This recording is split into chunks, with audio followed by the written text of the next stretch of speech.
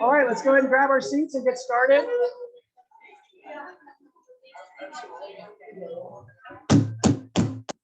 Go ahead and get started.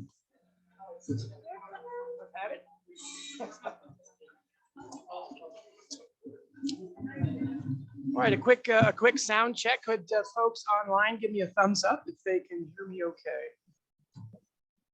Awesome, thank you, Michelle. All right, good morning and welcome to the September meeting of the El Dorado County Fire Safe Council. We've got new staff we'll introduce here in a second, but I'd first like to have you lead us in the Pledge of Allegiance. You can all stand and face the flag at the back. I pledge allegiance to the flag of the United States of America and to the republic for which it stands, one nation, under God, indivisible, with liberty and justice for all. You may be seated. All right, well, again, good morning, everybody. Thank you for making the meeting. Before we get going, I put some emails out. There have been lots of changes, and I just, because I know we're going to get busy. Yes. Well, the microphone is not for us here. This is for online. Yeah, no, it's for the online folks. So I'll just try to talk louder for you all. Thank you.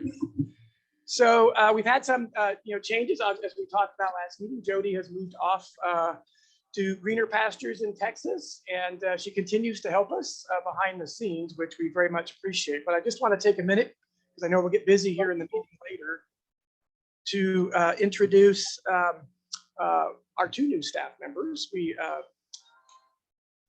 Carrie Luck is Lewick. How come you never corrected me on that before? Okay, Carrie Lewick we divided the duties up and added some duties. So Carrie is picking up much of what Jody was working on from the clerk support to the board responsibilities and some other things. And so as we continue to kind of morph the roles and responsibilities, just bear with us. But we're excited to have Carrie on board. And then Jessica Isabel is our additional position we've added to support our grants administration in the business process there. But we've also, again, moved some things around. Jessica's also working to support the defensible space and shipping program administration. But at the end of the day, as I said in the email, they're really going to be interchangeable for lots of these things so they can back each other up. So obviously, when in doubt, reach out to either one. And they'll help you get the answers, but also be patient with them because they're brand new to our operation here, and they're learning as they go. And I know we've appreciated a lot of the support from folks helping them. So anyway, welcome to them, and I encourage you at the end of the meeting, come up and say hi and introduce yourselves. So with that, you all got a copy of the board packet that went out. In that was the agenda for today's meeting. I just like to put that out quickly. All those, any issues or concerns or changes to the agenda as it was presented.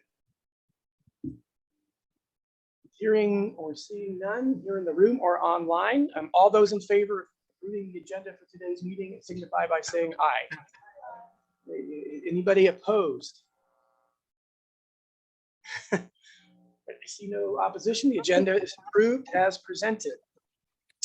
Next, item number 5, the approval of the minutes. A draft version of the minutes went out with the board packet and were posted online. I kind of jumped the gun a little bit. I didn't give Carrie a chance to clean them up. The verbiage, the text in the minutes is fine. She just provided an updated version of it at the back of the room, but the content has not changed from what I presented. So putting it out to the group, any comments, changes, additions? Alice? Yes, that would be. I had 2 things. One was on the 3rd page. This is a real brief one, but number 9, number 3, Diamond Springs, it says Alice. That was actually Paul that did that. And I'm just did the home hardening speaker part. That's minor. But the other one is a little bigger, and that's for number 7. B, the community outreach and public safety. I was worried that the newsletter didn't quite get described correctly. The idea is that it's actually for the leaders at the Associate Fire Safe Councils. It's not for them to send out to all their members. They can take individual articles if they want to, but it's really specific to the leaders, and I'm hoping that they will send it to their board. It's also for our partners in a way to have a communication conduit between our partners and the leadership of the Associate Fire Safe Councils. So that's a lot of wordiness. Do you want me to try giving you some words? And maybe we should chat about that. We get to outreach because there might be some misunderstanding even from those of us here on with the amount of work and the quality of information that went into that document. I didn't see a reason why it shouldn't get shared. Okay, it seemed like all the writing was specifically like people will ask us about insurance and things like that. It was specific to the leaders kind of, but we can talk. Okay. We will look at making some language changes to capture, make sure that part's clear though, Alice. Can you ask her? Alice, page 372.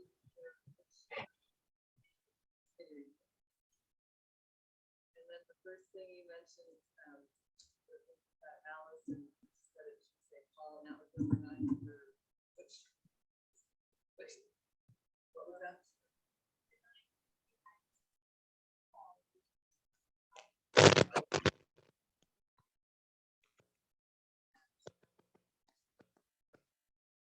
Okay, page 3, number 9.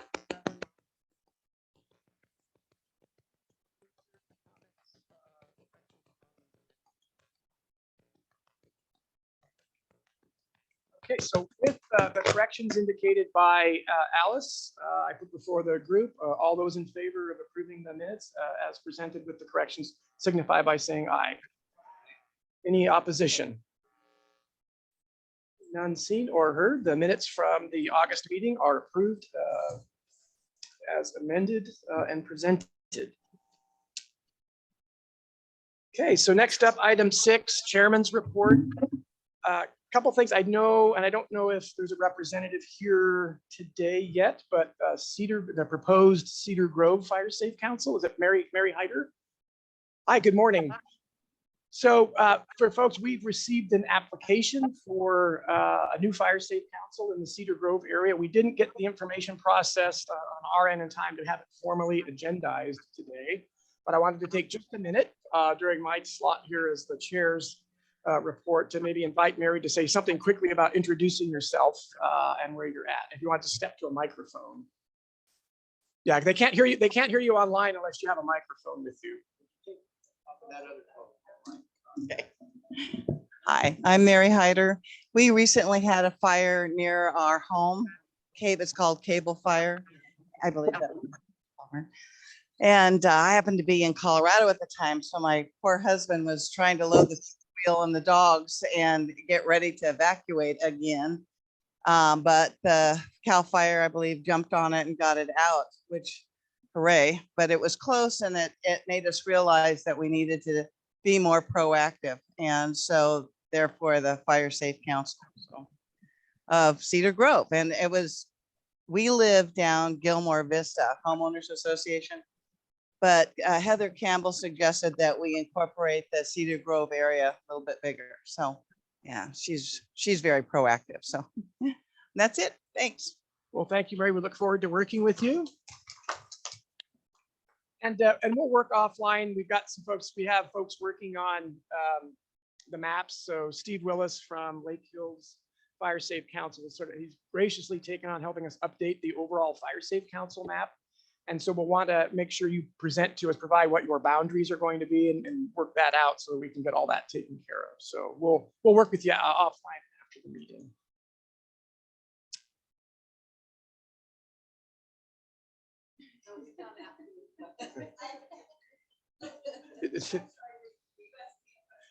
No, I was. Am I not speaking loud enough? Maybe I need to be louder. Okay. Yeah, you can just ask her. I don't know. Mary, can you spell your last name? You said it was Hyder.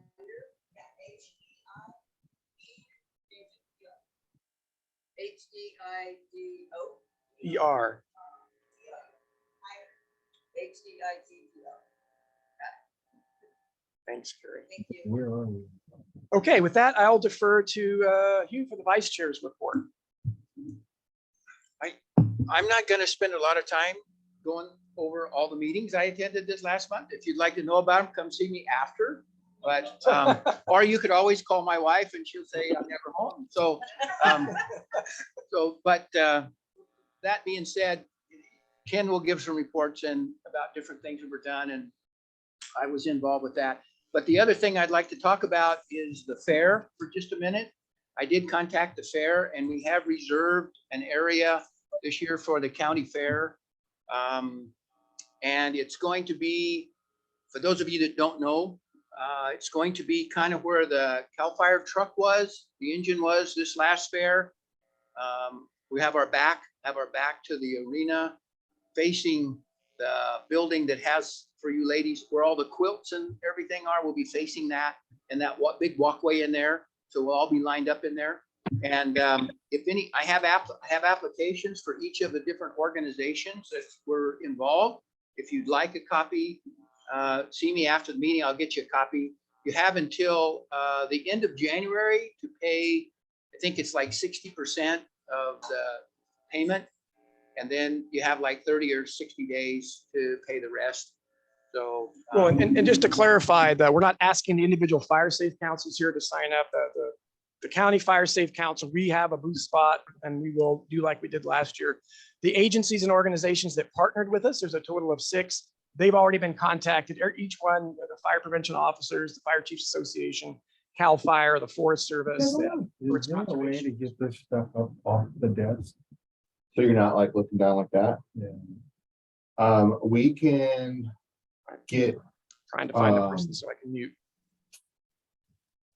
those, I don't know if you ever seen them, Okay. So all of the agencies and organizations that partnered last year were all part of the discussion and have all are interested and excited about going to this new location and are committed again this year. So we're working with all of those folks.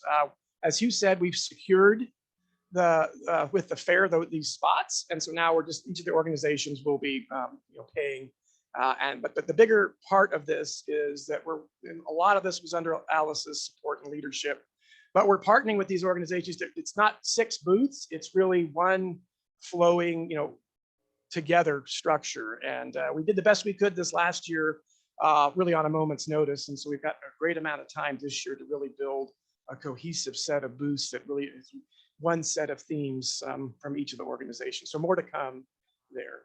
The other good thing about that, if it's going to be the same as last year, and I think it will, we're going to be close to the sheriff's office, CHP, CAL FIRE, well, of course, will be there. The U.S. Forest Service will all be in one little area there, which will make it really nice for the public.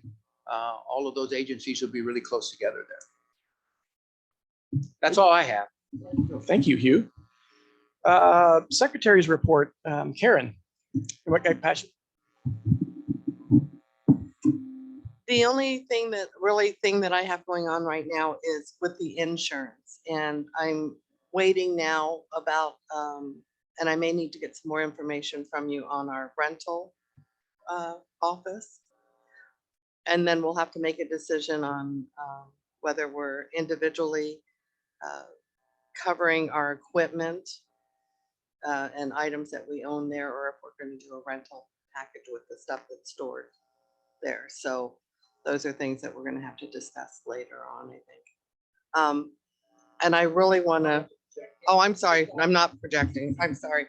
I also want to just acknowledge how difficult it was to do those minutes. No.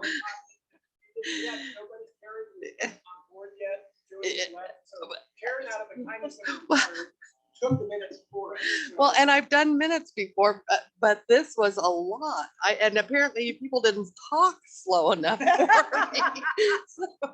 But I tried, and Alice, I apologize for the mess up there. So great appreciation to our board clerks who are going to be doing this from here on out again. And that's all I have. Welcome, Mary, and we'll talk more. So thank you.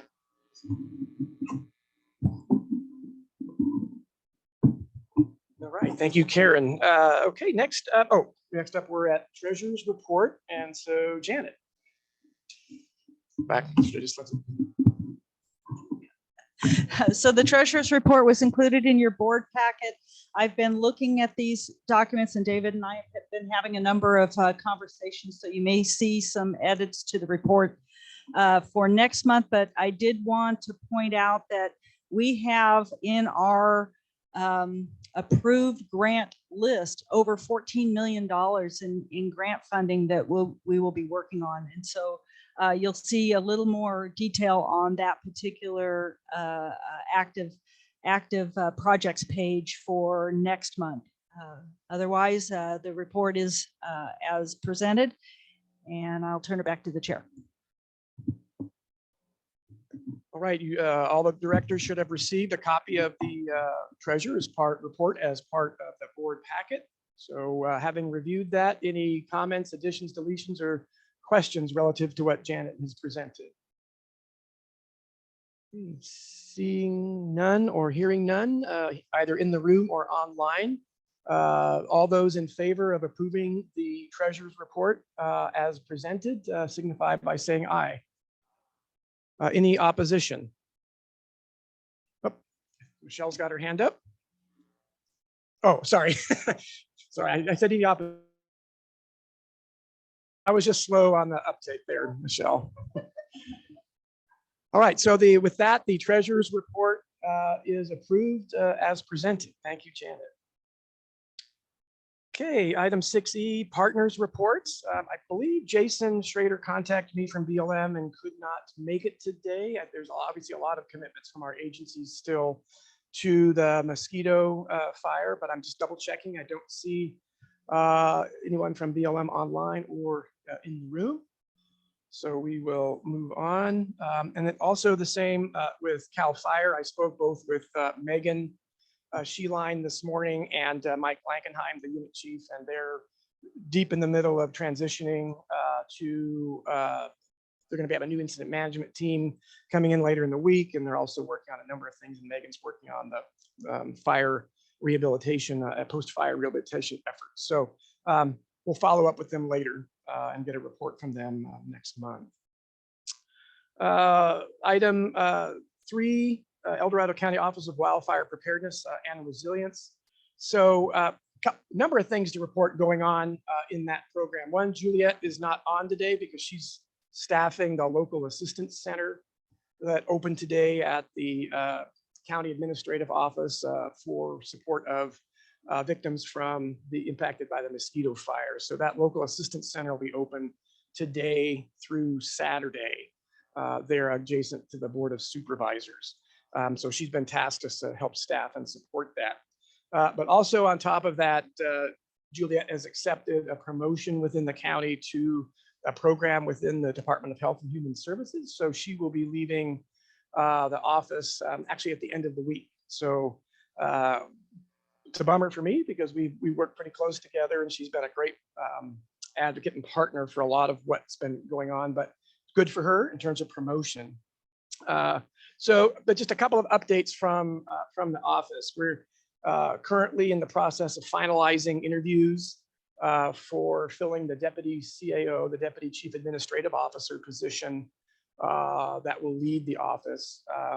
Was important that this was supported by outside agencies and partners. So there were a number of other organizations and agencies that have been participating in the interview and review process. You sat on the interviews, the first round of interviews representing the Fire Safe Council, but we've had the Fire Chiefs Association represented, CAL FIRE, and others through the process. So again, the final round is coming up here in the next couple of weeks. So we hope to have that announcement.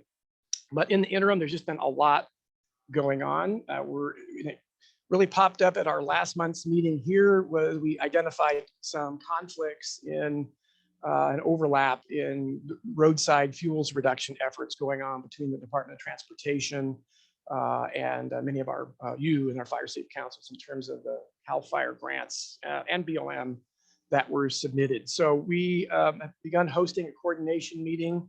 We've met twice now. We put all the players in the same room And we're beginning to identify where the overlaps are, and then making whatever adjustments we need to do, most likely sitting within where we can adjust within the CAL FIRE grants to the local fire safe councils, where the scope can be changed so there isn't that overlap. And we're learning a lot in the process. For those that have been attending the meeting, it's been an eye opener. And it's really pointing back to the importance of this higher level coordination that's occurring, because this is, we should be looking at these overlaps before the grants are submitted so that we can all be on the same page with who's doing what. But this has proven to be a great opportunity for all of us to get up to speed, kind of build the relationships. We've had many representatives from the Department of Transportation and others at the table with us, along with CAL FIRE and many of you from the Fire Safe Council. So that continues to work, and we'll have more to talk about there down the road. And then secondarily, also what we call the multi-project coordination meeting for the greater Placerville area. We've got at least 3 projects and efforts going on in the greater Placerville area.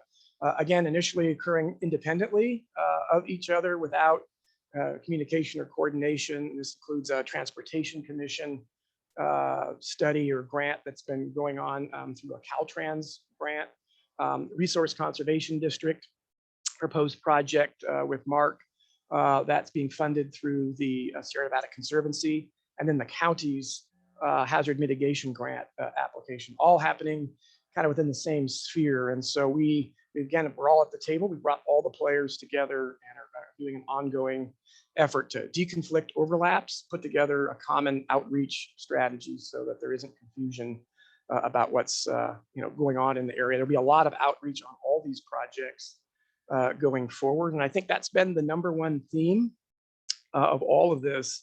Is there's a lot of work. Janet mentioned $15 million just coming to the Fire Safe Council for projects across the county, and a variety of different projects. And that's just the Fire Safe Council, not what everyone else is doing.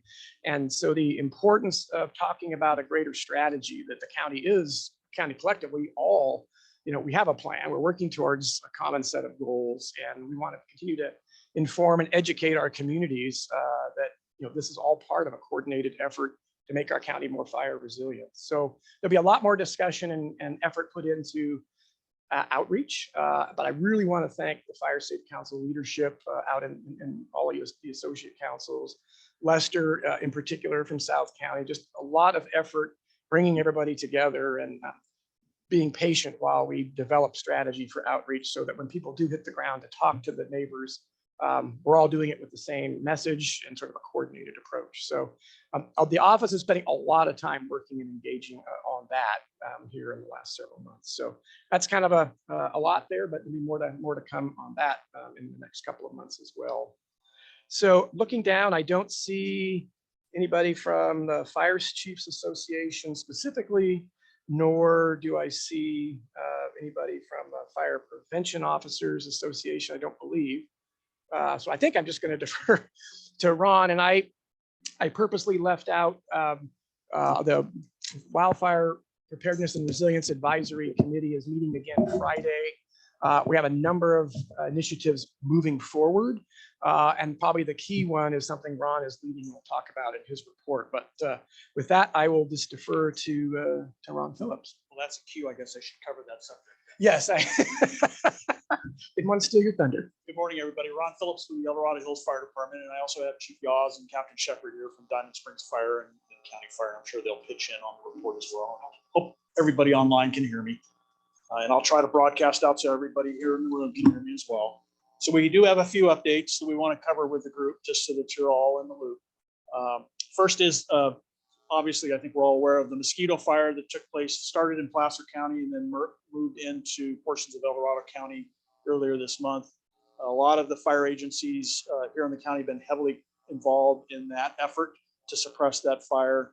So as a result, the county fire prevention officers have not met this month due to staff conflicts and challenges. I believe the county fire chiefs are scheduled to meet next week, possibly. And we do have a couple of wildfire related subjects on that meeting agenda for their consideration. Probably the biggest thing the fire prevention officers and the fire agencies have been working on in the county is, and I shared with you last month, The state of California is in the process of updating triennially their building construction standard codes, including the statewide fire code. As a result of that effort, the local fire agencies are updating their local fire code ordinances to ensure that they're current and match state law. And in those areas where the regulations here locally are more restrictive, that information is codified and then brought to the County Board of Supervisors before it's formally adopted. We anticipate the new fire code going into effect on or around January 1st of 2023 to coincide with the state code adoption process. There are no real specific provisions in the local ordinance related to wildfire preparation that I think will impact your organizations. Many of the changes that occur in the code related to wildfire are actually changes that the state of California has made, which I think will benefit everybody. So I think at some point, maybe we can brief you, maybe let's say in October, a little bit more detail on the fire code adoption process if the groups are interested. We talked last month about the state of California's efforts to modify their fire safe regulations, also known as California Code of Regulations Title 14. Those regulations have been updated frequently over the last couple of years as a result of all of the home and structural losses and other issues that have occurred statewide. The state was going through another iteration of code cycle changes to that, and they've kind of pushed back and pulled back, I should say, from any real substantive changes at this point. So we're expecting that what changes the State Board of Forestry does make related to Title 14 in the next few months will probably not have a serious adverse impact on existing buildings and structures as we discussed here a few times. So as it stands right now, things are pretty much status quo. The governor did sign into law two wildfire related subjects that I just wanted to briefly mention to you. The first is AB 179 that allocated an additional $100 million for wildfire prevention. The monies go to a variety of different program areas, both in CAL FIRE and Cal OES. The one of interest I think that would be interesting to you is they have allocated an additional $13 million to Cal OES for home hardening projects. As you're aware, CAL FIRE and Cal OES are in the process of trying to establish various pilot programs throughout the state in an effort to try to help homeowners do home hardening and offer some financial assistance in that program. El Dorado County is exploring the possibility of being one of those pilot program areas. So that I think if some of that money were to come here locally, I think that wouldn't be a bad thing at all. But that bill was signed into law by the governor. And then SB 896, which provides grant funding for wildfire prevention as well. It does have, this bill would require local government agencies such as the county and the fire districts who perform defensible space inspections and home hardening to report into a single statewide reporting system for the purpose of consistent data and reporting, which I think is a good thing. In fact, I saw a pilot presentation yesterday or a demo presentation yesterday of the home hardening application that the state has prepared. I think it will have a lot of advantages. I'm not sure yet how and whether the assessment process would be similar for the fire safe councils that go out and do home assessments if they're looking for those organizations to report into that same database. But for now, it's a promising start. And then the last thing, and I'll touch on and be happy to answer any questions. The fire prevention officers and the county fire chiefs are involved here locally in the wildfire preparedness advisory committee that was established after the Caldor fire.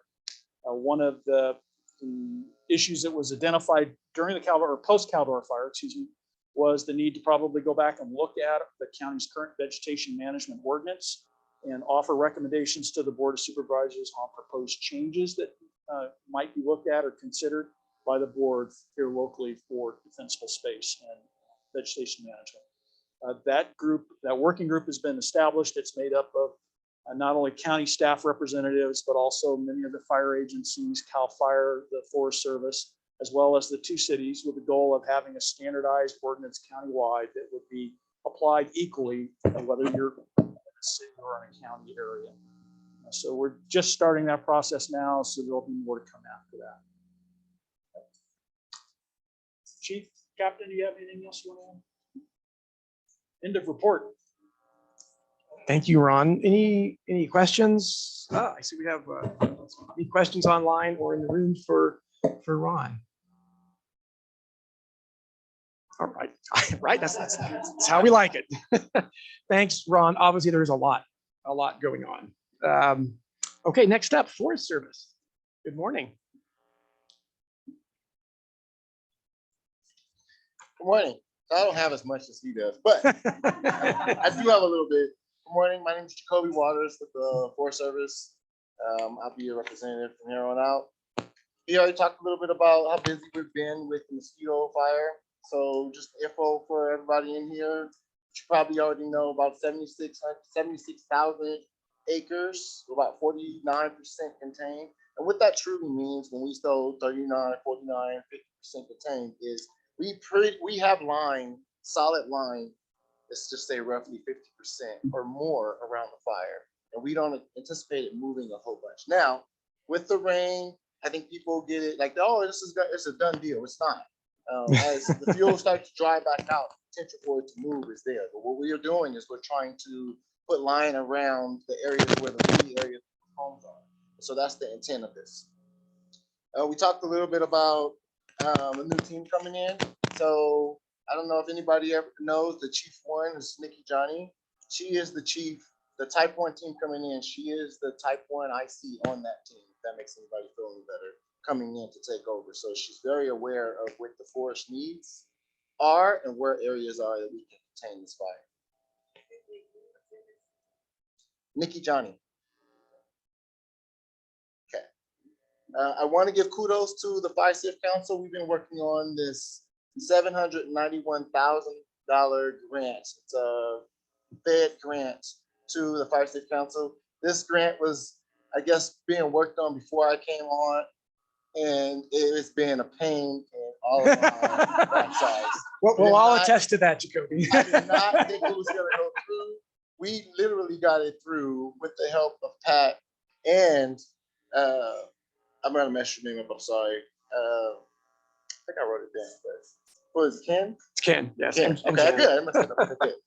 We would not have been able to get this through. Like last minute, the day it was due, it was not going to go through. They came through and made sure that stuff was signed, and we were able to push it through. So that adds to the already $880,000 that a Fed grants that the Fire Safe Council has. So I wanted to give kudos to all the folks that were involved in that, because that would not have happened without you. You guys were instrumental in making this happen. Let's see. So I don't know if anybody knew or people know that we had a burn ban.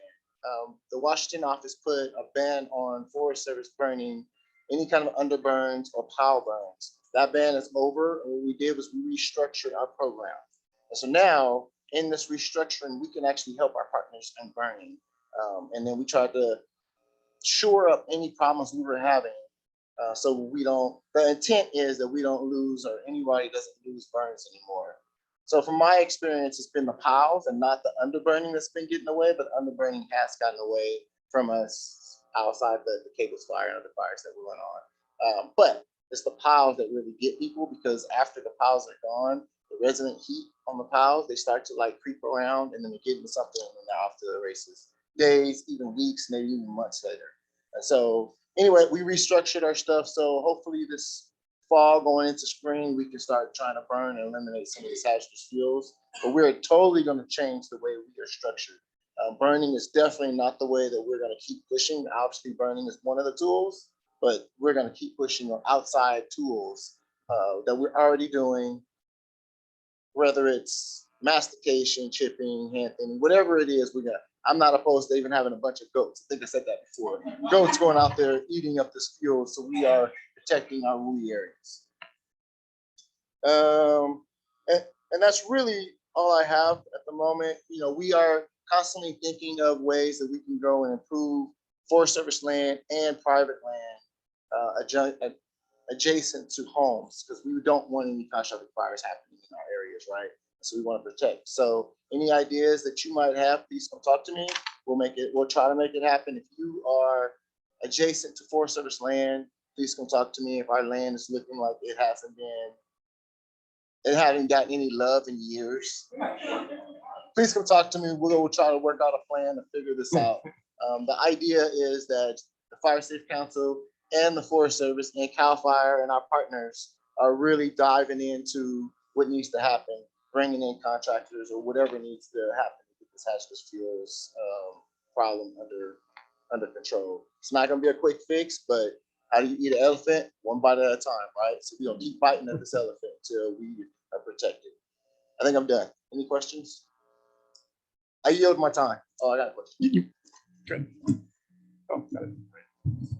To clarify, so are you saying that the Forest Service isn't doing prescribed burns anymore? No, we are doing prescribed fire. Okay. We had a ban, so we couldn't burn for, Right. it was 90-day ban, but it actually turned out for months. But when you said it was completely restructured and you weren't going to do burns anymore, No, that's not, we're still doing burns. And Okay. We restructured Thank kind you. of how we were doing business and then how we were writing our burn plans and what resources we can use out on the line.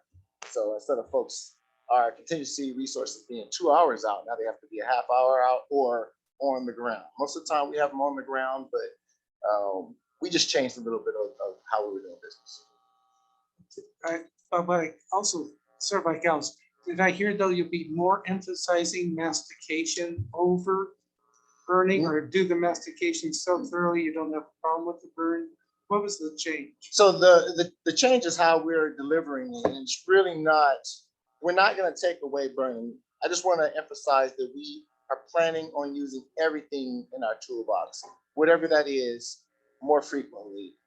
Burning to me is a phase, right? Like we're not gonna go introduce fire into something that the brush is gonna burn into trees and it's gonna take off on us, right? So the way that I see it is phases, whether that phase is mastication first or thinning, phases to get this stuff under control. So we can, in future years, do larger scale burns without destroying anything and not having these massive fires. Did that answer your question?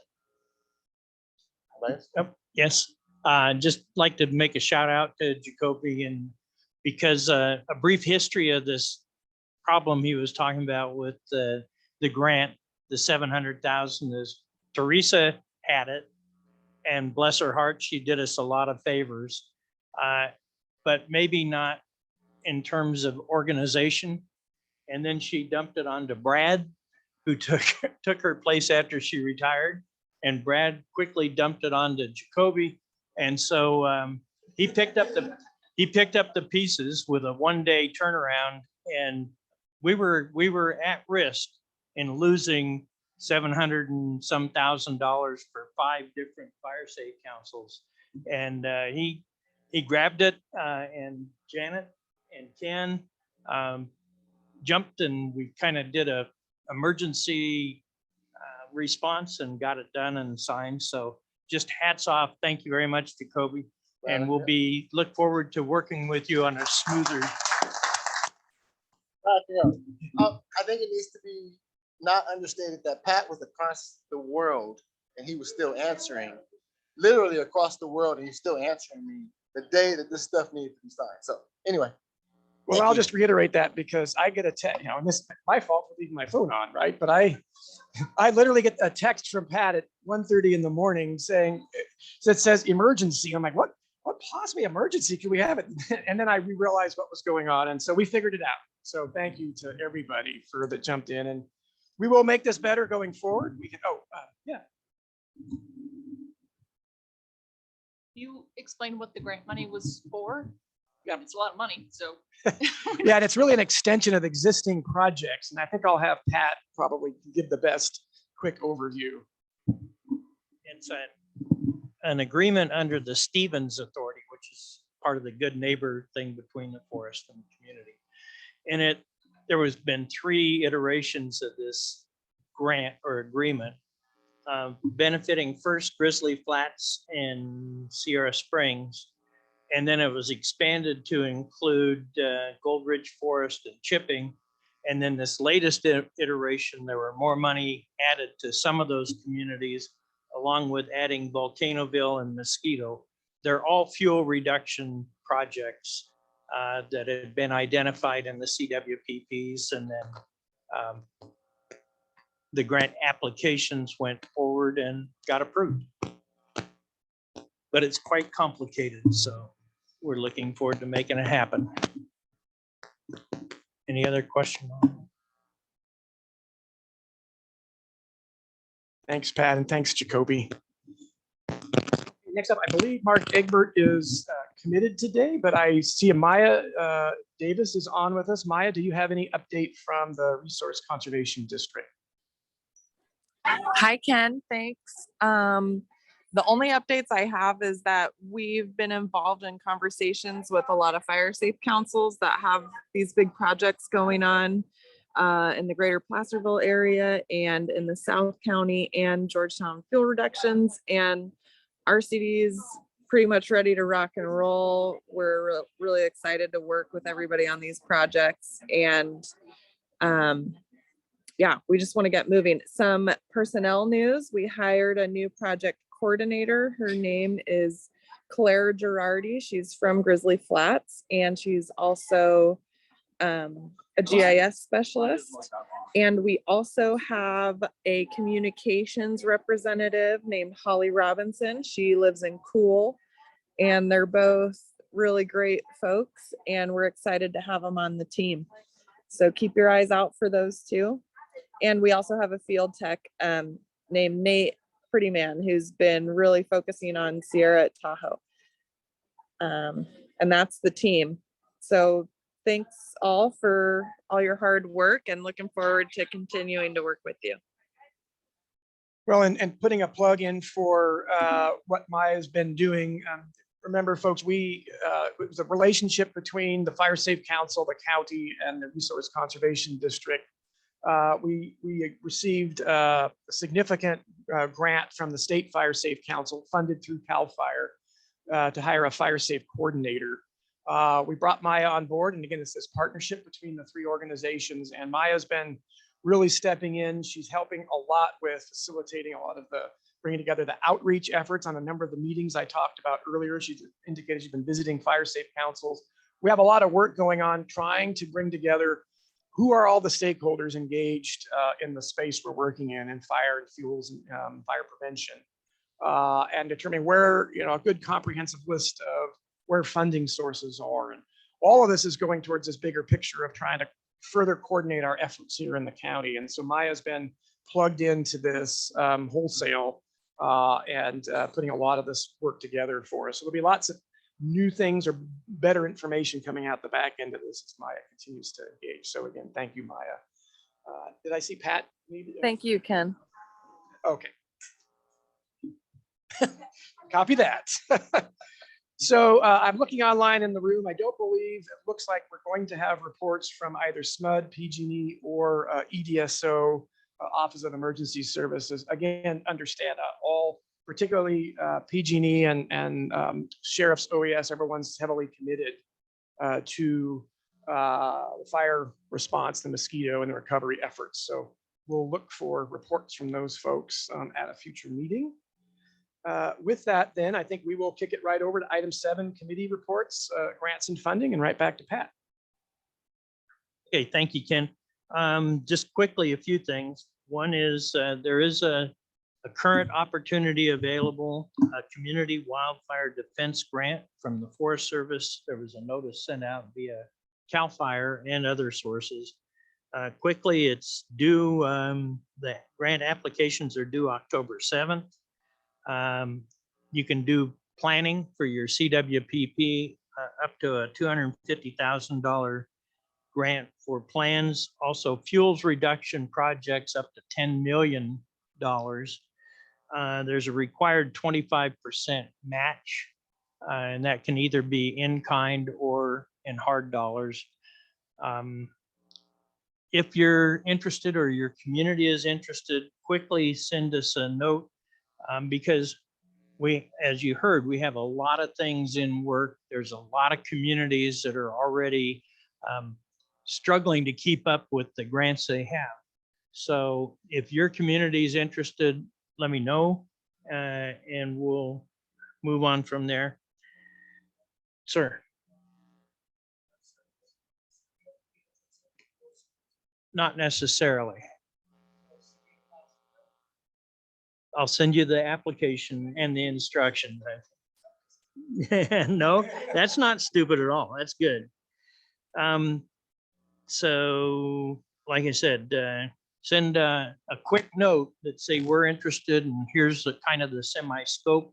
You've only got a couple week turnaround. I've got some examples of grant applications you can plagiarize. And so if that's what you want to do. Like I said, we got 20 grants in work. The big issues are the Resources Conservation District agreements that I think we have done for the CAL FIRE grants. We've got them done for the BLM. We're working on the Stevens Authority with those areas that I suggested, those different communities that will need to make new agreements with the RCD. So, and we also have a couple of issues with money, getting the payments via the federal systems. The BLM uses a different grants automated system than the Forest Service does. And so we're struggling through. I thought I had it conquered and found out our payment request got kicked back. So we'll pick for BLM. So we'll figure that out. And Janet and I are going to work on it. So that's the end of report. Yes.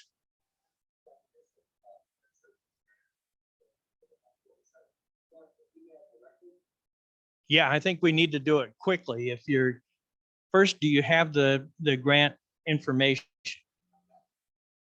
Okay, come see me and I'll send it to you right now and then you can get started. Okay, end of report. Thank you, I Pat. And Pat reminded me of something. So Maya and I met with Mark Egbert and Juliet yesterday as we were talking about working on outreach. And this is something that's come up from our South County meetings and others, right of entry agreements. And that's been a challenge for everyone because there's lots of different initiatives out there to get right of entry agreements. The county has been working that a lot during the Caldor fire recovery. Very different process and for a different purpose than the rights of entry that we're talking about for these grants to get community participation to get this work done. So we've been in discussion about potentially even renaming the right of entry for our purposes. And so we're working on that. We actually have a document that's going back before county council and Mark is helping us with the language so we can have one standardized, for lack of a better word, cooperative agreement so that it's less intrusive to landowners. Again, we're trying to ensure we build the public trust and that they understand this is not a right of entry, meaning the bulldozer is showing up tomorrow or somebody's going to come to your property and investigate lots of things. It's really trying to emphasize this is a partnership with landowners, and we need this agreement to be able to work with you on your property to legally get work done. And so we're going to be, again, fairly soon here, hopefully coming back out with an updated document that will go out to everyone for use, and it will be our standard going forward across the county. So Ernie. Just a quick note on the right of entry. Of course, we've been wrestling with it for a while since the Caldor fire. One of the problems we've ran across was that homeowners signed a right of entry for OES to remove the debris. And they thought that was the same thing as what Mark Egbert's of a reforestation and recovery. So there's word changes. And Mark and I had worked a little while on rewording of their cover letter and their form to make it a 1 page instead of 2 and 3 pages. And the homeowner has the right to negotiate, if that's a good word, the wording of what's going to be done on their property. So it's not a blanket, as you said, bring the bulldozer in and do everything. No, and thank you, Ernie. And Ernie's exactly right. And the foundation for why the changes are coming is for the experiences that folks are having, post the Caldor fire. So hopefully this will make things better. We'll get it out there and help folks get that done. Okay, I know we talked about Cedar Grove, but item 7B, Governance Committee. Karen, anything new on governance? Good. Oh, let's see. Okay, Karen's got nothing to add. That's good. All right, circling back to program reports 8, chipping. I think I'll start with Pat and then probably be tag teaming that with Jessica. I've got nothing to report on chipping for this month. Jessica, do you have anything? Just brief. Oh, this No, is no, for you the have- people online. Okay. Very brief. Chipping is going really good. We unfortunately lost a contractor, and so we have been tasking out the unfulfilled jobs to other contractors.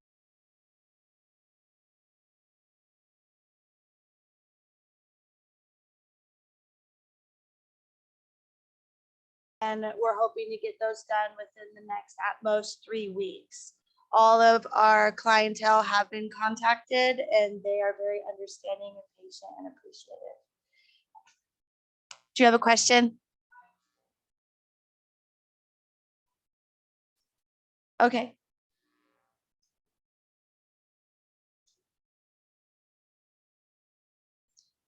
And what area do you typically service? Okay.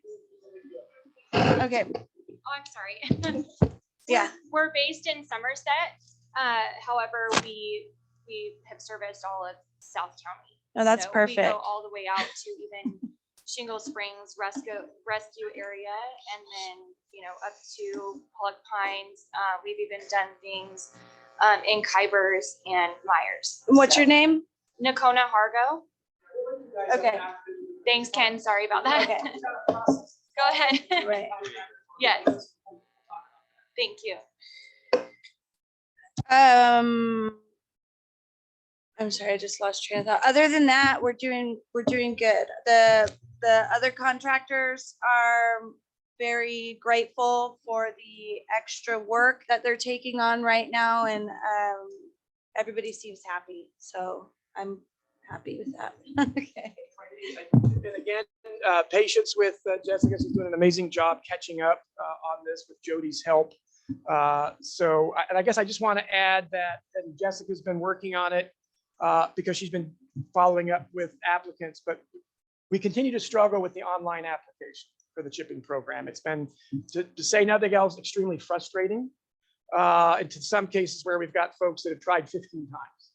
And so we don't know if they're trying from their phone or they maybe have a different, platform. So the bottom line is that Jessica is working hard to, when they clearly tried and failed numerous times, is to walk them through it and get them signed up. So we're working through that. On our to-do list is to fix or somehow adjudicate this online application process to make it more user-friendly, knowing we've got plenty of funding in that program to carry us through well into next year. We know we're going to continue to be active. So, all right. So any other questions on chipping? And nothing's changed in any of the program guidelines. So just steer folks towards the online application and what's on the website. All of that is current. Okay, 8B, Defensible Space Program. I'm gonna start with Ernie and then we'll go over to Jessica. Okay, a couple of quick things on this. As I've stated before, we had 191 applications and had to close down the program for applications within about 2 weeks. So we're working through that list at the present time. Just a couple of things for you to appreciate, Pat, is that 60% of the defensible space development is using chipping as a way of disposal on the property. We've got 10 of the applicants who wanted a burn pile set up, and we can move the green waste to the burn pile location as a way of disposal of the green waste. One had requested the green waste be put into the compostable bags, and so the contractor was able to do that. And 10 of them had to be, the green waste had to be hauled away. I'm assuming that there was no location on the property for chipping or other ways of disposal. So that's all I have.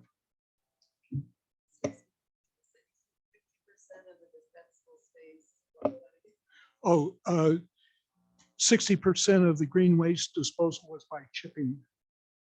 And that's under the chipping program.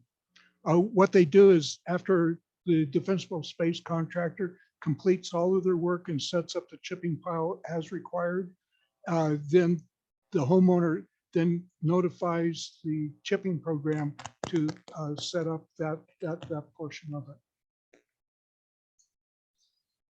Okay. Currently, as we stand, we have 13 jobs that haven't been completed. Again, we did lose a contractor and which affected our defensible space as well. And so we have reassigned these jobs to a new contractor, and they are working hard to play catch up right now. Hopefully we can get them done within a reasonable time frame. I'm hoping within the next month. The only other thing that I would really bring up is a lot of these requests were canceled due to poor communication between homeowners and the evaluator. And I feel like it's important for us to stress the urgency that if these people are requesting these services, then they need to maintain open communication with the evaluator based on their time schedule. I know we have about, I want to say roughly 30 that were just completely closed out because of not being able to schedule getting out there to evaluate the property. So unfortunately, there's really nothing we can do about that. I mean, these people kind of have to be accountable for their own property at some point. Well, and I think that what's happening here is these are the growing pains of a program that, Ernie started from, rolling up his sleeves literally. And now we have expended over $130,000 or will this year. We have at least that amount already committed to from El Dorado County to start the program up again this spring. And what's the challenge is that historically the evaluations that occur prior to the acceptance of the job by the contractor were performed by Ernie and a number of other volunteers. But that's when there were, a dozen or 24 jobs. As you've heard, there's almost 200 jobs this year. And so we've had to try to change a process to go to hiring some evaluators to get the work done, timely and to help with the workload.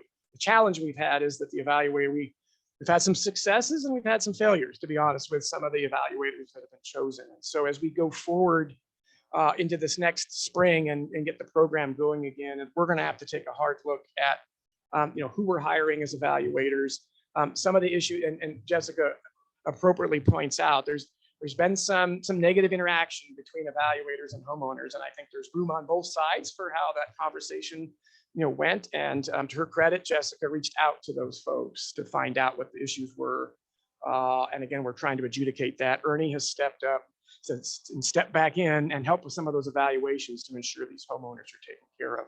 But again, it's the growing pains of a program that's extremely successful. So we're just continuing to work on how we can better support this going forward. So thank you. Any other questions for that? All right. All right, Alice, outreach. So this gets a little confusing because outreach for the grants is one kind of outreach. The kind of outreach I'm talking about is the outreach to the public and to the fire safe councils and being, again, this information between our partners. So just to make that clear. So first of all, a big thing, of course, was the newsletter that came out since the last meeting. And I want to really thank all the fire safe councils who came through with pictures and stories and stuff so that we could get that information out to everybody else. And thank you so much for doing that. I think email works pretty well for getting that information back and forth.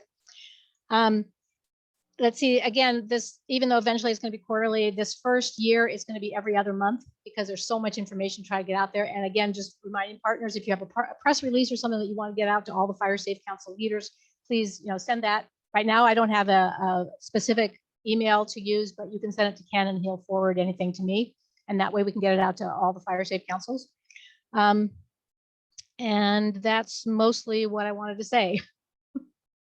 Thank you. We're going to be looking at the website, I think soon, but not yet, right? Yes. So, yeah, we want to sit down in light of, and then I think that's an important point. We had a website crash that occurred due to some backroom technical issues, software conflicts and things. And again, Carrie was learning on the fly with Jody in the background and the vendor. So we got that back up and running. But as Alice said, the public education outreach is a big component of where we want to be going now, and it involves all facets. So the website is something we really want to be sitting down. And I know Steve has been helping us with some ongoing updates just to help things stay fresh. which we appreciate. And I think we'll be continuing to engage Steve and others as we try to rebuild and kind of a new look on the website going forward. So any other questions or comments for Alice? Huge thank you, Alice, for taking this on. Okay, program reports, item 8D, new council formation orientation. I guess we've had one discussion already with Cedar Grove. Anything else, Karen?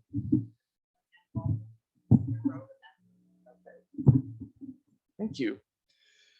Okay, at this time, we have an opportunity, community council reports. So any updates, activities, et cetera, any brief information folks from the various associate councils want to share with the broader group? Pat. Yes, again, thanks. Logtown Fire Safe Council, our annual fundraising event and hot dog social is coming up on October the 8th at Station 44 in Logtown. It's always a fun event. So in every project, the #1 project in our CWPP for Logtown was roadside clearance on Highway 49. That stretching from about South China Road all the way down toward Sandridge. And before we could put the grant in, Caltrans came along and did a pretty good job of vegetation management and yeah, pretty good.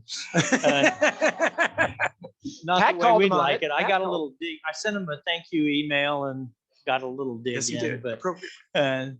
saying you did okay, but we'd like to see a little more aggressive treatment of trees that are leaning over the highway and things, and got acknowledged. And so they kind of said, we try as hard as we can, and we try as hard as we can. So just to let you know, that's a reinforcement of the need for us to coordinate our efforts, because it would have been not good if we would have applied for and received a grant to do what they had already done, or at least a portion of it. So end of report. Thank you, Pat. Other councils? I'm gonna go to Lester in the back and then we'll grab Michelle online.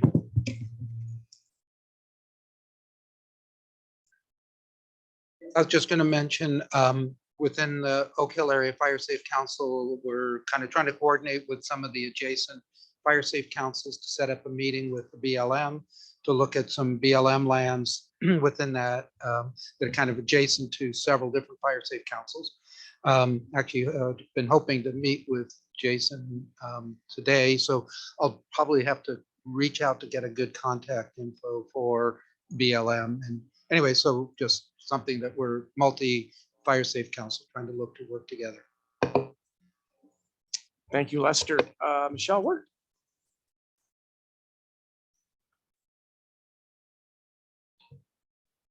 Can you? Okay, can you hear me? Loud and clear. My service is really spotty. Okay, I'm gonna talk and hopefully you guys can hear me. I can't hear or see anybody moving, but just want to throw out there, Oma Ranch just completed a huge project in coordination with the Pioneer Fire Protection District and SPI and our community members. We now have 20,000 gallons of water with a hydrant up at Oma Ranch. We have 4 5,000-gallon tanks.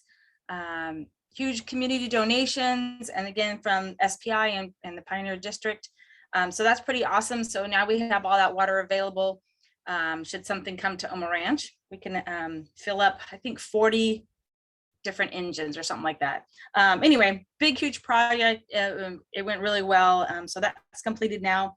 Also, our outreach and education committee is starting a series called Potluck and Prepare, where we all get together, we kind of potluck, and then we prepare for different events. On November 19th, about 12 o'clock, we're going to have one of those meetings getting ready for winter. And that'll just talk about kitchen fires, chimney fires. You know, fire season is never really over. So it's kind of getting people ready and prepared for what to do in their homes for the next season. So that's it from Oma Ranch. Thanks, Michelle. Sandridge. Hi, from Sandridge, I just wanted to report a apparent success. We had an issue with for those of you that may not be familiar, Sand Ridge is only paved at the ends where it meets Bucks Bar and 49. In the middle, it's gravel. Sand Ridge is a county maintained road, but the gravel middle part doesn't get a lot of love, and it had gotten in pretty rough shape. And it was spawning other issues, and myself and a couple of other members of our community reached out to the county Department of Transportation very nicely, and we were responded to, and Brian Mullins from DOT came out to our last meeting, addressed the long, they have grant money to actually pave and or hard surface the middle part of Sand Ridge, and it's been delayed, and explained the whole complicated situation and heard the concerns of the residents, and worked out a system to try to get us some relief with the bumpy road in the near term while they wait for spring when they can do hopefully the final work. The work was delayed by stuff that's happening on Bucks Bar. They needed to coordinate projects to make good use of the money. So anyway, he had promised us after the first significant rain that they would try to get out and at least smooth up the rough part. And it looks like they, as of yesterday, there was a lot of equipment heading out that way. And I was hearing reports that the road was getting some love right now. So we really wanted to thank County DOT for working with us and trying to get some relief to people in the near term. So their lesson is, if you're nice about it, they respond. So Good point. Thank you. Other councils? Oh, Michael Connolly. Unmute. There you go. Can you hear me? We got you.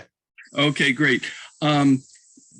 Using funds we received, Title III funds we received from El Dorado County Fire Safe Council, the Auburn Lake Trails sent out an evacuation preparedness guide to all of the people in Auburn Lake Trails. It was very timely considering the evacuation warning we had for the mosquito fire. And we thank the El Dorado County Fire Safe Council very much for that. We're also working on a fuel reduction grant we received from PG&E in July, and that looks like that'll be wrapped up by the middle of November. So thank you very much. You're well, that's good stuff. Thank you, Mike. David. So we're still working on about $10,000 of grants from the city of Placerville. And we've got a number of individual homes cleaned up. And so we've got a little system in place now. So making progress on that. Awesome. Thank you, David. Mike. Okay. All right, go ahead. Strawberry Fire Safe Council, we have scheduled a visitor to come to the community and talk about roadside clearance, clearing the debris. And like some of you have spoken, the county came out last week and started doing some fabulous work. So we're excited about that. That meeting that we're having with a forester that's coming out to talk about roadside clearance is on October 9th at 10 a.m. and you're all welcome. The other exciting project that we've been working on is we have our own, I call them fire huts, but they're basically a water system to suppress fire.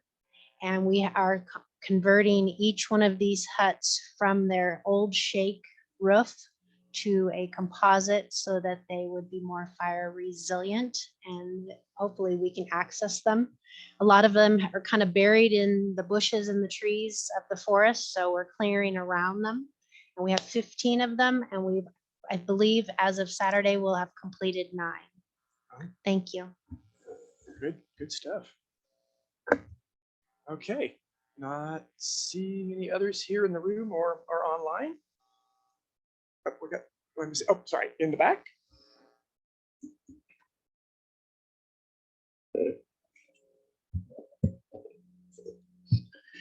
Hi, Bill Moe from Royal Equestrian Estates. Tomorrow night at 6 o'clock, we're having a community meeting, fire safety and defensible space. And we've been granted the permission to have a fantastic fire prevention officer give us this information. And it's Captain Shepard. So the community, see here, He doesn't look like he knows. our community has been a little bit, how can I say, step back and aren't really aware of what's really going on. And we're trying to, Eric and I are trying to really push this. And believe me, it's not easy. So I think the exposure of what is entailed in this is very, very important for our community. And I do want to thank the chief and the captain, but I'll give a report on his endeavor, if it's, either way. Okay, thank you very much.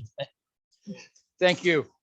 Thanks, no, and we appreciate you all coming back. And yeah, we definitely look forward to what him has to say as well. So, no, thank you both for your participation and engagement. Okay. All right, well, if I forget anybody, we can certainly circle back if I miss someone. So with that, I want to move on to new business. And this wasn't one of our regularly scheduled months to have a presentation, but we knew we would have, our agenda would be a little bit lighter than other months. And Ernie asked if he could make a presentation on lessons learned from the Caldor fire from a fire safe council's perspective. This is not a presentation that critiques or talks about the response or policies, any of that.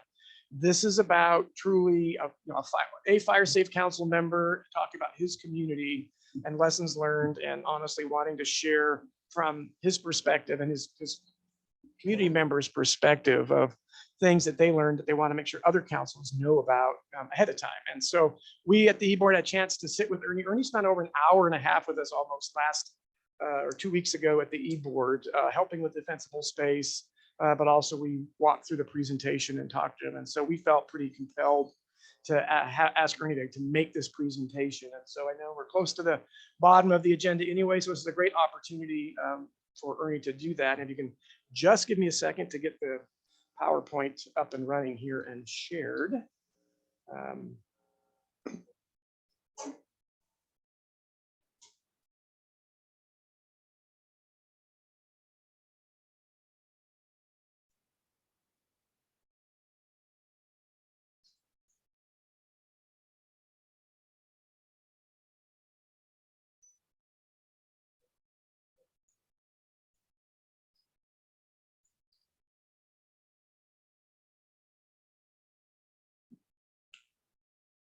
May not have the right one.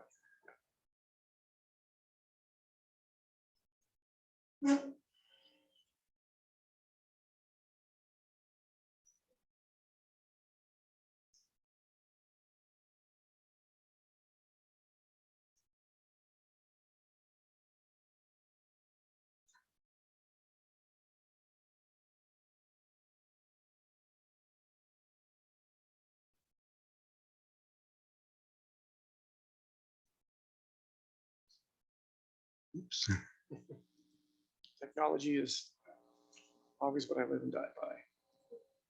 Yeah, it's open down below. It was just Oh, slow. there we go. I was too quick on the clicking the button. That's why. Okay. All right. Let me get.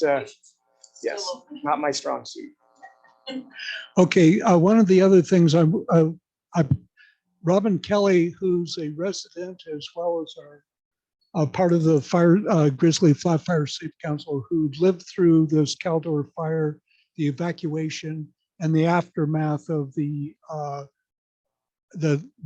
challenges and things like that. So if there's any question that you have, she could probably answer it better than I can from a Cloud 9 type of perspective.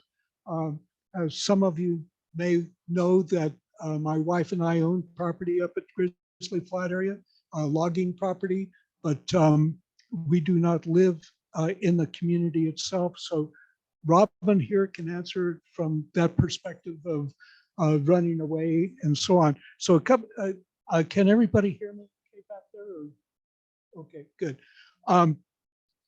As you can see, this is the opening that the fire started on the after the evening of the 14th of August, and it reached Leone Meadows to the east of the ignition point by 9 p.m. on Sunday evening, or pardon me, yeah, Monday evening. And then it got into the Grizzly Flat community that late night. Please, next. If you want to open this video, I think it's very, very informative. And sort of keep an eye out to sort of on the right-hand side, not where the windows is, but a little bit you'll be able to see what happens to a home if it starts.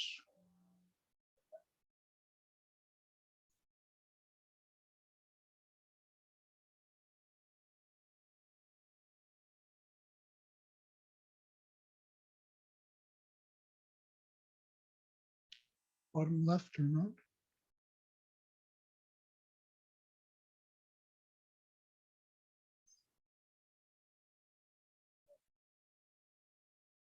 Okay, well, okay. Very educational. This was taken by a security camera on one of our Fire Safe Council e-board member. And, you know, it doesn't look like much right now, but keep an eye, it gets worse.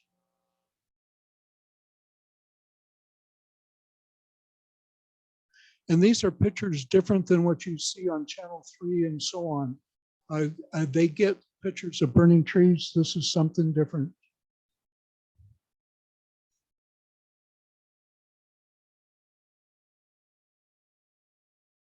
And you can sort of see the wind speeds by some of those objects flowing around.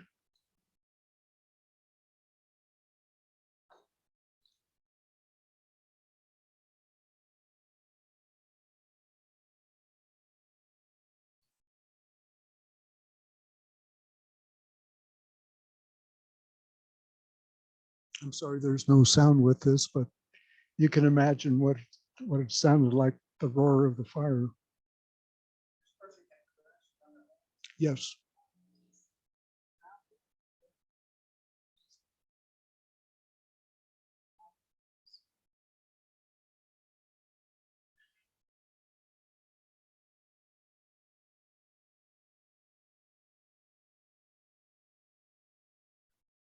And this gentleman was also a volunteer firefighter, so he was away from the home when parts of this was occurring. No, their home survived. But you'll see over on the right-hand side, a home that had supposedly hardy board, which is a fire-resistant construction material. The fire entered the home one way or another, and you'll see in a couple minutes.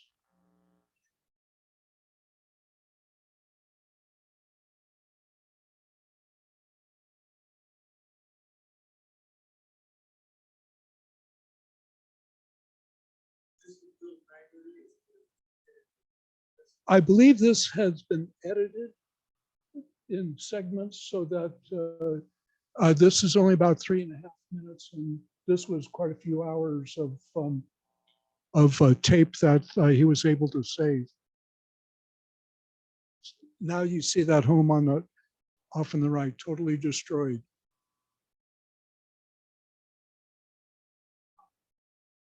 Yeah.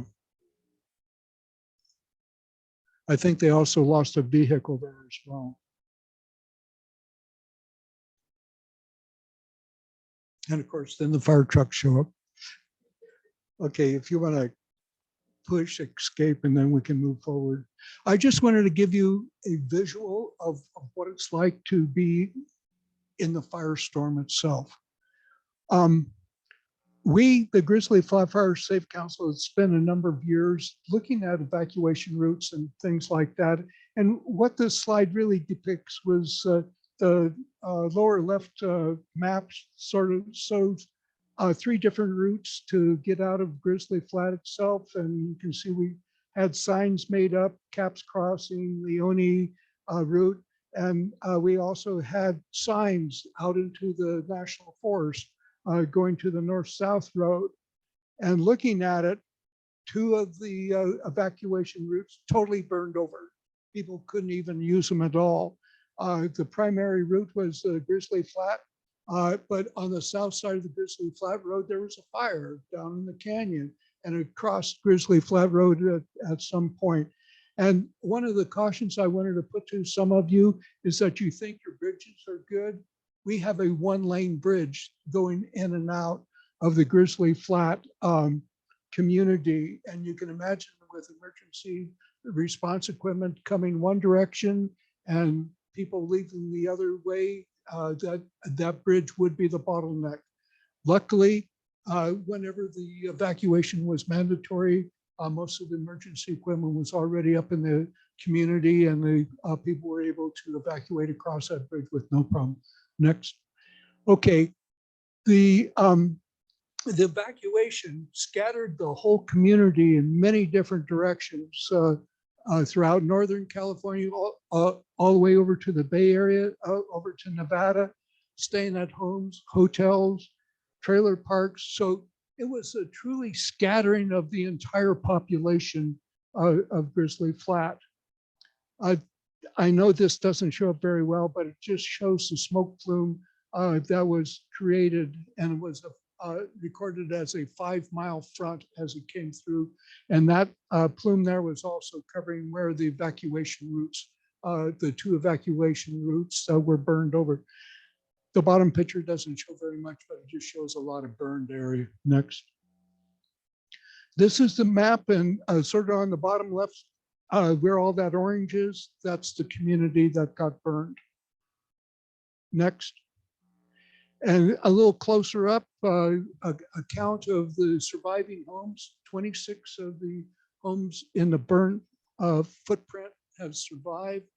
And as it's being depicted, that 469 homes totally burned. So you can imagine what the population impacts are associated with this. Next. One of the key problems that was associated with this Caldor fire, on the left upper, you see the North and Big Canyon watersheds. That's the only source of water for the community, spring water. That is it. And you'll find out that both of those watersheds totally burned over. So you can imagine what's going to happen to the vegetation and the runoff and everything associated with that. We have a raw water reservoir there. The fire trucks drank it empty. There was nothing left in that. And those 2 potable water tanks, two out of the 3 were totally drained dry. And when they were drained dry, when the heat came through, the interior liner melted. And so those 2 tanks had to be recovered over the period of time. As you can well imagine, contaminated water throughout the entire piping system through the various hydrants, and followed up with a number of breakage in the main water lines as the debris equipment started to drive over multiple times with heavy weight. Next, please. A couple of things. The majority of the residents were not permitted to come back on the property until September 12th, which was virtually 1 full month since the beginning of the fire. There were still burning trees around, no potable water at all, and that potable water took quite a number of months to come back on. Many roads, you had to spend 15, 20 minutes or longer to have the debris trucks get out of the way so you could continue up into the property. Electrical power wasn't restored for quite a number of months. Oh, okay. Okay, so electricity, but part of the problem, people who had propane generators, they were having problems getting service to refill their propane generators. And of course, the propane tanks had to be inspected for that. So there were several problems associated with people who had whole house generator type things and trying to blow out whatever contaminants are within the surviving houses. And in the picture on the lower left, that is what the majority of the community looked like. All you saw was standing chimneys, and that was it. Next. Structures, and you probably heard about this multiple times in the news. The Grizzly Flat Community Church totally destroyed. The elementary school totally destroyed. The fire station totally destroyed. So you're looking at a lot of things that made up the community now totally gone. Next. The Grizzly Flat Fire Safe Council dynamics. We started out with 20 council members before the fire, 3 e-board members, homes survived. Two of the e-board members homes totally destroyed. We've lost some of the council members from the community as well as the council. One of the key problems was September through February communication, because a number of these people were living in hotels. They could not get access to the Zoom meetings and things like that. Some were in relatives that didn't have high quality connections. So communications was one double of a problem for us entirely. Then we started only by phone communication, Zoom meetings and things like that. And it wasn't until May that we were finally able to meet face to face, which was voted on that we wanted to meet face to face back up in the February, April timeframe. We just wanted to get together. At the bottom line there, the storage container and community bulletin board. Next one. This is what happens. That ISO container contained all of our material. The fire came up underneath the wooden floor and totally melted everything within inside that container. All of our materials, all of our event equipment. The lower left, you see the community bulletin board. This was a social gathering place for a lot of the people at the post office. You know, they knew when the mailboxes were available. They'd go there, talk, and we've often had giveaway things there at that to-go bags and things like that for community members. That was our social gathering place. Now it's totally destroyed. Next. Firefighting efforts. I just took a couple of pictures off of our property in the retardant and dozer lines throughout a good portion of our property to stop the, I know it doesn't show up very well in the bottom left, but to the left of that picture is where it was totally burned, and on the right, totally green. That dozer driver just cut that line through that area. Next. Sizes of embers. Take a look at that, the size of the palm of your hand. And that was on a mowed area. The other thing was that fire resistant decking material. You can see the scorch marks. Next. The aftermath, many different things. I'd like to caution people that the upper right one, what they call a dirty burn, because there were some dead trees and some live trees right next to each other. But the thing that the fence got burned, but just about where the middle of the picture, that little black puddle there was a water tank that melted totally. I don't know if the person had it empty at the time the fire came through, or if it was after during the fire that water tank totally melted. Part of the problem we found is the killer trees. These are trees right along the road in which the root systems were totally destroyed, and those have not been knocked over yet. And so whenever you drive on this a non-county maintained road, you're taking your hands, the risk in your hands, and there's a lot of burned out root stumps area. Just a few pictures of cell phone tower there. The antennas were totally melted, replaced. We found puddles of aluminum all over the community, and that's just one picture of one. The temperature is so great. Landmarks totally destroyed. I've met Forest Service people who worked in that area quite a number of years. They were totally lost because of everything that they remembered as homes and things like that gone. And this, My understanding, DOT is going to be replacing all of these street signs at some point or another. Next, please. We had a presentation, I think at the last month or so, from South County Large Animal Rescue. They are actually fall under the the county OAS and then the animal rescue services, and they're a subset to all that and get direction from them. There's two large areas which sheltered the animals, about 500 in each, goats, horses, sheep, llamas, you name it, they got them there. Various stores have donated food and hay and things like that to maintain these animals for quite a number of weeks after the fire. Next. Recovery challenges. These are the real challenges of the community. The Walt Tyler School, the kids are now bused down here to Diamond Springs area. Pioneer. And and the same thing is with the post office. They have to come here to Diamond Springs to get their mail each day, or how often they want to get their mail.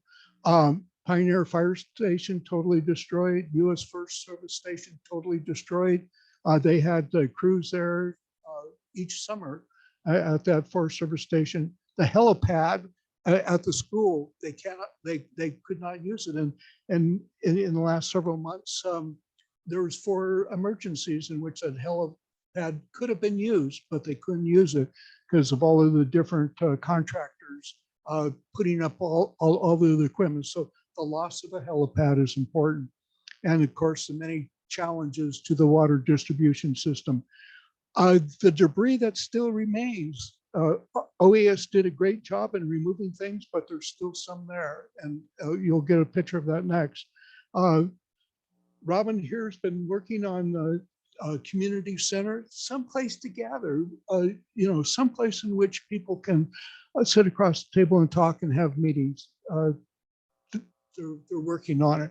I think one of our biggest problems is the absentee landowners are not responding or engaging in recovery, not signing right of entries or anything else to help the community recover. Major challenge.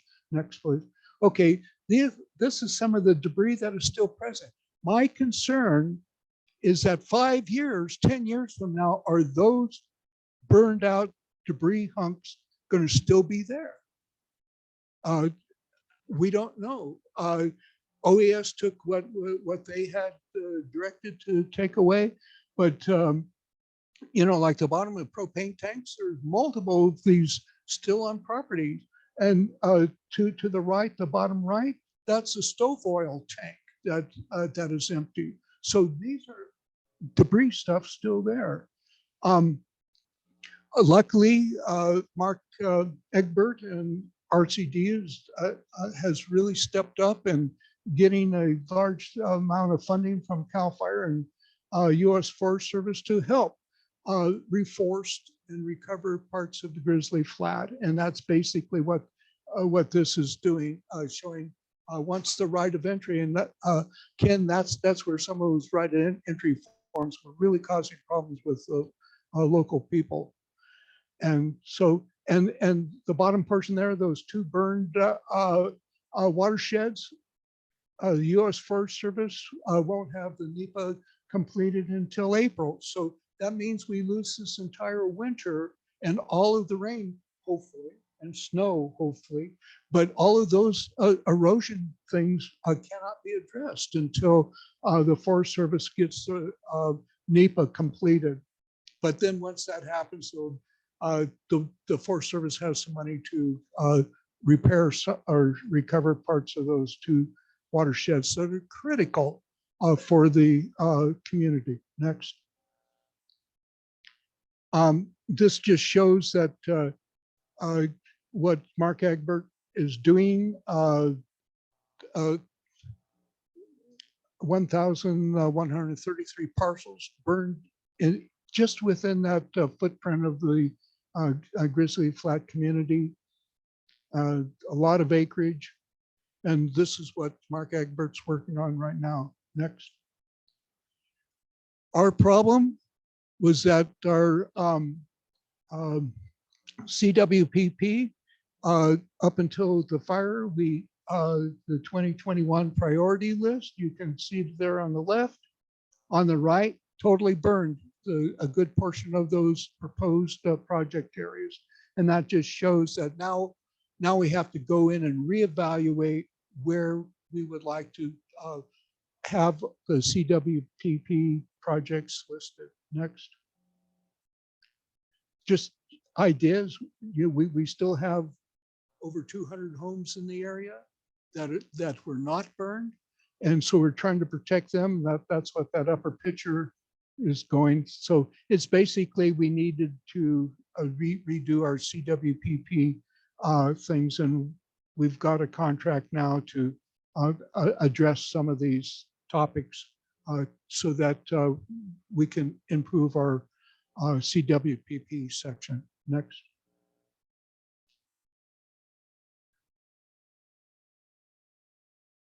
Defensible space works. It really does. That bottom picture on the left is a little bit facetious. That cabin is a 1937 cabin with a lot of defensible space around it. It survived. 100 feet away, the flames were still burning across the road from it. But also showing some homes, one home with defensible space, and next to it just shows that keeping things clean and keeping dirt in areas that would prevent the fire from migrating closer to any type of structure, rock, and so on. This is an interesting picture in that a bunch of neighbors got together, and you sort of, the upper left picture, you see a house probably about in the middle of the picture, and off to the left of that is a PG&E power line. And PG&E wasn't wanting to do any tree removal underneath the power line. And we put in contracts with PG&E and everything else to do it. They went to, so a bunch of neighbors got together and built or removed trees on private land, which was underneath the power line. 770 straight feet of total removal of trees under the power line, 60 feet wide. The bottom right picture, you can barely see where that line is, but you can see the green trees on the bottom portion of the picture survive. The upper portion of the picture, trees totally burnt. It was that 60-foot wide tree removal fuel reduction worked. Next. Of course, home hardening, we talked about it multiple times. This person had built a home in 94 and then continued to upgrade the various parts to harden the structure, metal roof, concrete siding, ember resistant vents, and so on. And that helped save this home. Next. We got a lot of support. We really did. And I just wanted to say, probably Kelly can talk, Robin can talk a lot more about these, but I'm just saying a lot of things were pulled together to keep the community going as individuals, residents, as well as start to really rebuild the community. Next. Action from the county. This is very simplistic. My wife and I on our property multiple times, I mean multiple times, had CHP come by and OES from other parts of the state come by and say, why isn't this road open? Why isn't we can't get here? It's on GPS. The problem is that a number of the property owners had closed off the non-county maintained roads and thought that was their own personal road from then on. And so they've put gates, they've dropped logs in the road and everything else to prevent the quote unquote public going through there. And even the emergency responders were chewed out by some of the property owners. So this is a major problem. Ken, I hope you can bring this to whatever appropriate thing about if the road is no longer available, then let's take it off the GPS. So CHP and OES and possibly sheriff's staff from other parts of the county can effectively move through the area. And of course, we'd like to improve the connection between primary and secondary evacuation routes, make them really work. There's probably a longer list, but do you have any other suggestions? Okay, I keep on pointing to Robin here, but there probably is, but at least those are some starting points from the bigger picture. I think that was the last slide.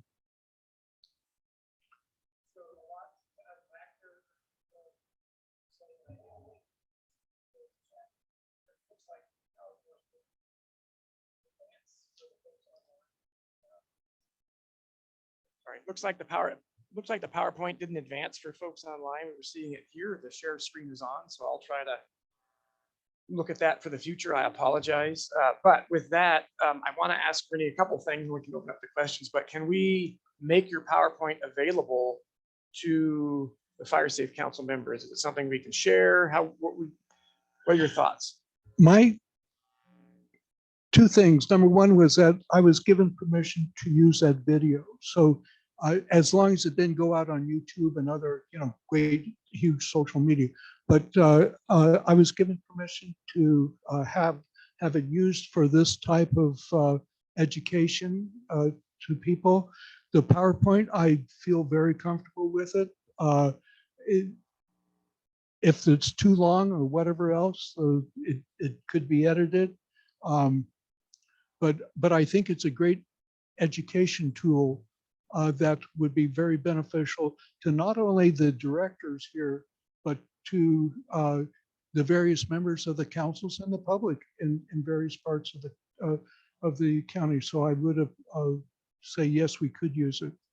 So maybe to help, but we might have to modify the PowerPoint unfortunately, to eliminate the video if you only have permission, because I'd like to see it posted on our website so that members can access it, but I want to make sure that anything that's proprietary on there.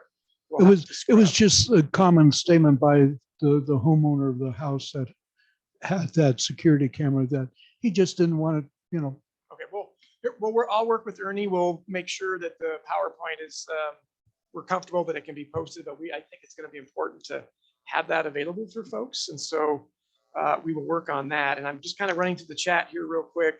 And yeah, there were some obviously comments regarding the slide accessibility. I think this was from Deborah. Grizzly Flat had a number of fire safe fuel reduction projects completed before the Caldor fire. Were those defensible space projects useful in reducing the effects of the wildfire? You clearly said yes. Okay, well, let me clarify that a little bit more.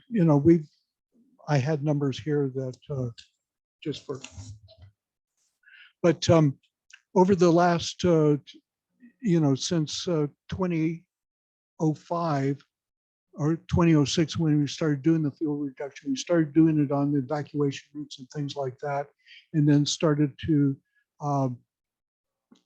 remove fuel. But as we can realize now that we tried to get fuel reduction on the Forest Service land. Part of it was done over the Trussell Health project and the another one, but the bushes just grew up in that canyon and prevented the fire just migrated through that area. So we tried our darndest while funds were available. I think it was something like 2.5 million over this period of time since 2006, but everybody got out safely except one we don't know about, and only one young couple and one kid got burned who tried to save their home but got burned. But I think we did as much as we could with education over the multiple years of fuel reduction and things like that. So I think the take-home message for me from this is clearly many of the defensive improvements put in were overrun because of just the extreme nature of the fire behavior. But at the same time, pieces of this were successful. And so I think the take-home message for me is that not to give up on these efforts just because we feel some of them may have not have been effective under those conditions, because every one of them has some impact. And obviously here it clearly did. And so I think it's, we hear a lot about concerns over what didn't work, and we made $8 million in investment and we still lost or had a community destroyed. By the end of the day, I think you brought the point home, Ernie. Most everyone got out, and it was done in a way under conditions that were extreme. And so we just need to continue to redouble our efforts to keep this work done and keep it maintained. Well, one of the other comments I'd like to add to that, Ken, was that the U.S. Forest Service station there had limbed up all trees, separation of the tree canopies and everything else. And the mountain misery burned several times. That totally destroyed all the trees and the buildings there at the U.S. Forest Service property. Well, Ernie, I'm not seeing any other questions in the room or online. Oh, Alice?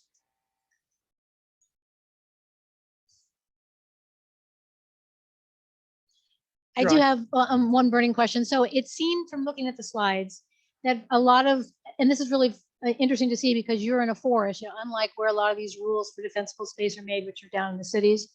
So in a lot of those slides, I saw trees that were touching, that didn't have canopy separation, had wonderful latticefields gone, didn't have stuff within the first 20 or 30 feet maybe. Is that just those few slides, or is that your recollection also that these trees were touching, but if they didn't have the latticefields, it was okay? I don't want to commit to that because the canopy fires just really tore through that. Even if the trees were separated, the canopy's not touching, the fire migrated. I don't know how to officially answer your question. Some properties had really great defensible space, separation of trees and things like that. And other properties, they wanted nature to be there. And so some of the canopies were still touching. My observations in the community, houses that typically were saved had defensible space, or their location was like there were houses over by the school just underneath but below the hill. So the fire crown jumped over them and got the next row back. And my house was similar. I lost the whole front acre, but the back 2 acres are still green. So between the firefighters who had to be out there working their butts off to the particulars of the wind and the fire itself and your actual location, because there were some on the uphill, a couple that survived that I was like, I have no idea how that house survived. It was just beyond unbelievable. And yet others, and a couple of houses burned the next night, Tuesday night, from ember burns. They were out there trying to get them, but 3 houses burned that I know of the next night just from embers. And so one of our biggest messages in defensible space is that ember issue with gutters and things that are collected anywhere. And so it's really a challenge. I have to say that the Grizzly Flats community right now is too stressed to think about fire prevention. They're not. We had a chipping program planned. We had a big collection day planned, and nobody registered but one person. And I totally understood that because I was having a hard time even thinking along those lines. So it's very interesting, emotional place to be. But Just one other thing about that reburning. One of the homes, the fire blew on past it off to the side. The next morning when the wind changed, it came back and wiped it out. So the wind dynamics are way beyond my comprehension of the impact of migration of the fire. So I know we could probably spend a lot of time talking about this and should over time. And I want to echo some of the comments online versus I know just my personal thoughts is for, thank you for being willing to share this. Folks were very pleased that you were, and appreciative that you were willing to share something that I know is still fairly raw for so many people up there, all of you. So thanks for being willing to share your experiences and lessons learned. And I know over time, we're learning a lot and we'll be talking more about it. Yeah, and the people up in the mosquito fire area now, we'd be more than help to not hold their hand, but in a sense, guide them from what our lessons learned to help them. So if there's an organized type of meeting of the, up in Georgetown or wherever else, we'd be more than willing to spend some time with the people. Thank you for that, Ernie. Thank you, Robin. So with that, moving on, we're concluding the rest of our business. We have item 11. We don't have any old business on the agenda. Item 12, project reports. I covered item A fairly well under the Office of Wildfire Preparedness, so I will have nothing new to add there.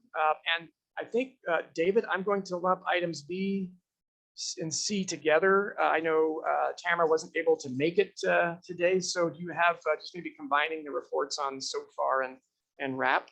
Thanks, and Lester's gonna help me. Oh, good, all right. Yeah, and so tomorrow there's a biomass meeting at 11 o'clock. Progress is still being made. I think Rob Pimentel of Eldorado Northern is gonna be selling his property and the new owners are interested. I don't know exactly who the new owner is gonna be, but anyway, that's just down the street from where we are. So that's coming along. I'm trying to get the chamber involved, but they're and helping us develop a biomass industry, but I'm getting Laurel to come down and help. Lester, what you want to say anything about so far? Yeah, just real quickly that the Amador Calaveras Consensus Group, which is ACCG and the SOFAR, the South Fork American River Collaborative, are coordinating a field trip out to the Caldor Fire, probably late October, first part of November is the date looked at, and it'll be mostly kind of focused more on not management so much as research and science that's been both things learned and the research that's going on, but there will be a lot of management implications associated with it. So some of the things looking at some of the places where fuel reduction projects have been done on some of the national forest and private lands, and kind of what worked, what didn't work, things like that. Yeah, sort of lessons learned, like we looked at the power fire as a preliminary, when was that? Last few months ago, it went out to the power fire. Yeah. Thank you. And then on the Resource Advisory Committee, our next meeting is October 5th, I believe. Lester, do we have anything else to report out on RAC? That there might be a grant program coming up again in maybe late winter, I guess, because they're still kind of trying to identify what they think funds are available, but it hasn't been finalized yet. Oh, okay. I'm not sure what we're going to talk about October 5th, but all right. And I have not made a RAP, wildfire risk reduction for asset protection meeting in a little while. It keeps conflicting with another obligation I have. If any of you can sign up with United Policy holders, they do good work in coordinating with the State Department of Insurance and all the various regulations that Ron Phillips, for example, is talking about. That's going to be incorporated into the everything we do to coordinate with that will be in the insurance codes too. And then we should be getting credit on our fire policies when we're conforming with state law. And that's what they're working on. So we're not just doing it in an isolated silo. And I guess that's it. All right, thank you, David. So 12D, Chris is not here, so we'll defer to a biomass working group update to next month. Moving on, item 13, public comment. Any additional comments from the public that weren't already covered previously in the meeting? Yes. Identify yourself and you have the floor. Turn the mic. Yeah, hold the button down until it turns red. There you go. All right.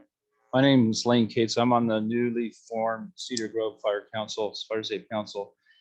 One of our first objectives is to find out, with the Fire Adopted 50 program, they were supposed to do 1 through 4. They got through 1 through 3. They left I'm sorry, the PPSP and, well, it was the PP plan. And the Pollock Pines Fire Safe Council disbanded, and the PP4 project was left on the shelf.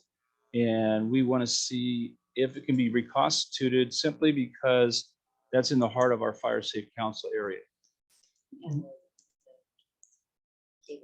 And the cable fire was within like half, 3/4 of a mile from our area.